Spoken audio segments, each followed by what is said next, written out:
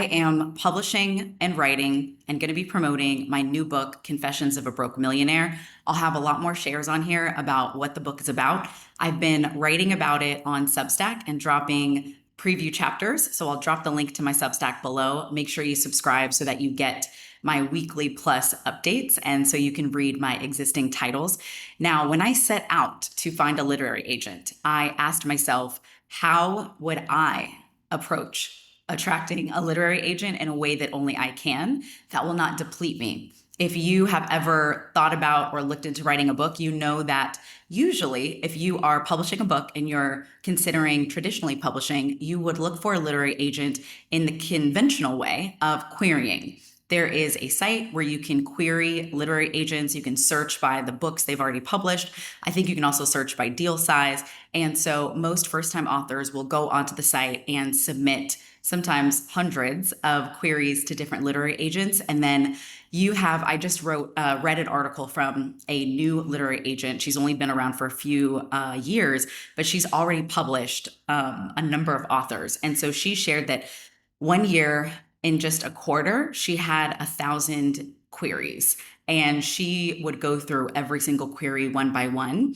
And so I knew that that was a fool's errand for me and for my energy management. We are in the season of wealth, WELLTH. We are creating wealth in service of our well-being, and I knew that that would deplete me. So what I did instead, and I'll share the link below so that you can duplicate these same efforts for whatever question is leading your life right now and whatever you're calling in. So I created a post on my Instagram, and it said, I'm looking for a literary agent. 'Tis the season to tell the truth. And I went on to share that my book is called Confessions of a Broke Millionaire. And I shared that it's going to be a memoir where I talk about how after making $25 million, I was 6 figures in debt. I was divorced and I was developing a benign breast tumor, which led to a mastectomy. I also share that in the book, I'm going to be writing in a very honest, transparent voice. So it's going to be confessional style. And I included comparable book titles that have been best-selling books. And they include books like Crying in H Mart and I'm Glad My Mom Died by Jeanette McCurdy, which is incredible, Chelsea Handler's books. And all of these women had the same story of making it, and after making it, realizing it wasn't all it was cracked up to be. And my book similarly talks about how I was in pursuit of money and success and all the external signals of wealth. And it left me empty. It left me depleted. It left me in not only financial debt, but relational and emotional debt, which led to me becoming physically sick.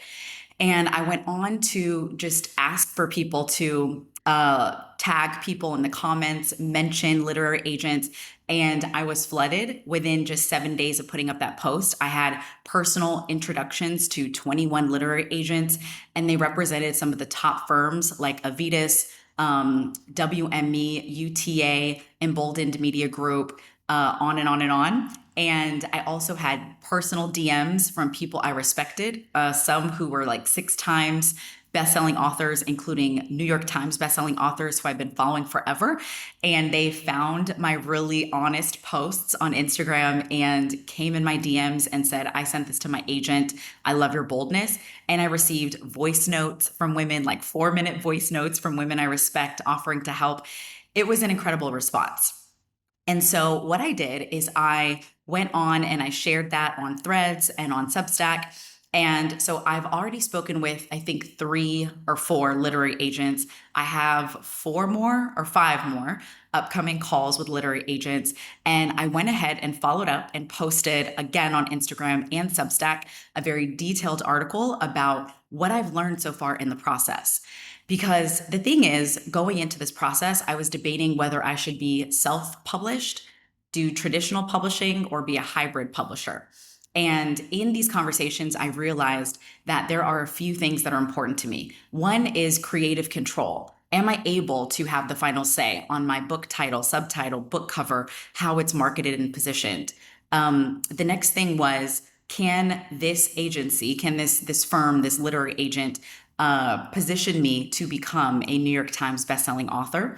And the third thing was, can they put me in a position so that I can have exposure for my book to be picked up and optioned for TV and film rights? So all of these things I was carrying with me as I went into these conversations. Another thing that's important for me is to have my book distributed in physical bookstores. Okay, your girl wants to go into the airport and see her book in the store window, right? So how can we make that possible? So I shared everything in my article that I've learned so far, including just some of the inner conversations I'm having about why is it so important to become a New York Times bestselling author? How much of that is stemming from ego, right? And what I equate to becoming a New York Times bestselling author. Do I believe that I'll be, have achieved better status? Is that what it's only about? And returning to, is this a God thing or a good thing? And I think it's definitely a good thing. And Danny, me, my whole life went after the good thing. I went after the awards, the headlines, the fireside chats, the Stripe notifications, being able to say I did something. And a lot of times that was also the God thing, right? The God thing was I love teaching, I love educating, I love being transparent about my mission. In this case, I'm seeing that becoming a New York Times bestselling author is just one example of a good thing, right? Looks great on paper. You have that title for life. The God thing is definitely getting my message out, and I want millions of women to hold my book in their hands. And becoming a New York Times bestseller, yes, you get the title for life. Yes, you get exposure to people in the industry. And at the same time, I know of many self-published or hybrid published authors who go on to sell hundreds of thousands and millions of copies of their books and far, far exceed the impact of New York Times bestselling authors. So it's really had me face these questions. And I've also noticed that in some of these literary agent conversations, there are some that where I feel treated like a business proposition and a product. And I get it. Book buying is a business. Like I'm literally selling rights to my book and part ownership to my book. So it is a product business. At the same time, I've loved my conversations with literary agents where I was seen as a human and they first acknowledged just the years of hardship I experienced and then the courage to spill onto the page all of those learnings. And so, yeah, so I'm really calling in champions for my cause. And I hope that for one, you ask yourself, what is the question I'm asking? Are these quality questions that are improving and leading to a quality life? And how can you be audacious? Audacity is my word for 2026. And me posting publicly that I'm looking for a literary agent, that was audacious. What is an audacious action that you can take and proclaim to everyone out loud what you are calling in, whether that is additional clients, it's acknowledging and announcing a new offer that is close to your heart, that you are calling in new customers, that you are calling in new business partners, a social media manager, even a relationship. I've seen women who are single who are sharing, here's what I'm looking for in a partner. If you know anyone, tag them below. The world is your oyster. Remember that this is all made up. Okay, we're making it up, all of us as we go along using our life experiences. So I'll include all the links below so you can check everything out. Now, one thing I'm also doing is sharing my learnings as I go along. So a week after I did my post calling for literary agents, I posted an update. And the update was one to show people that I was so grateful.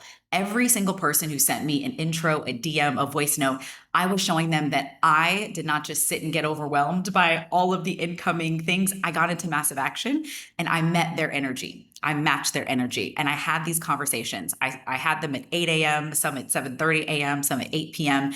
And because I'm in Bali, so time zone issues. But I've been making it happen. And I let them know that I'm pivoting. I'm pivoting from a memoir to a big idea personal narrative book. Others say it could be memoir plus, but one of the pieces of feedback I received on my first literary agent call is that memoirs are the hardest genre to sell. So this particular agent, she has sold over 100 books and only 5 of them have been memoirs.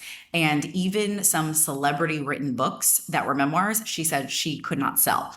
The readers, especially in this era, are looking for transformation. They're looking for frameworks. And yes, a confessional personal narrative exposing what you've learned and why you've learned it can help transform them as well. But so what I did is I posted in my follow-up message and my follow-up post on Instagram that the pivots I've made, that I have pivoted it to more of a business book and I have adjusted my marketing strategy, but also my positioning and my comparable titles. So now my comparable titles are books that are by other Black women, 7 and 8 figure entrepreneurs. So like Start With Yourself by Emma Grede, or We Should All Be Millionaires by my really good friend Rachel Rogers, Get Good With Money by Tiffany Aliche, the Budgetnista, Financial Feminist by Tori Dunlap, Money with Katie's book. What was her book? Rich Girl Nation. All of those are my new comps, and even Rich AF by Vivian too. So all of these books are by women who are redefining what wealth and success looks like today. It looks like us. They also all have grown their platforms on social media, which is similar to me. I'm not from an institution or corporation. I have not worked at Google. I don't have those institutions backing me. I have built it through connecting with individuals with my message and in my business. And so all of those women are similar.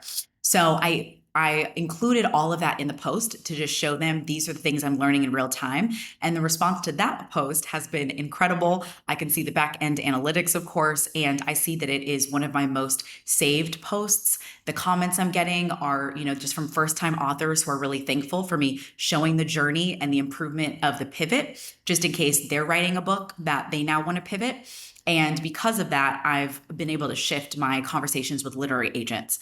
So I'll link to everything below. And I would love to hear in the comments if you are writing a book right now, if you have any confessions that you're wanting to get on your heart, definitely check out my Substack. It is previews of my chapter from my forthcoming book, Confessions of a Broke Millionaire.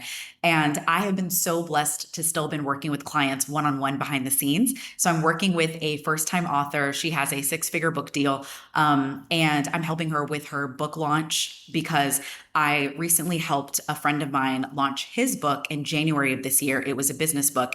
And he hired me to help him create his presentation. So he did a virtual summit, which I talk about in my article is one of the most effective ways to market your book and become a bestseller. And so from that one virtual summit, we were able to generate 3,000 copies of his book.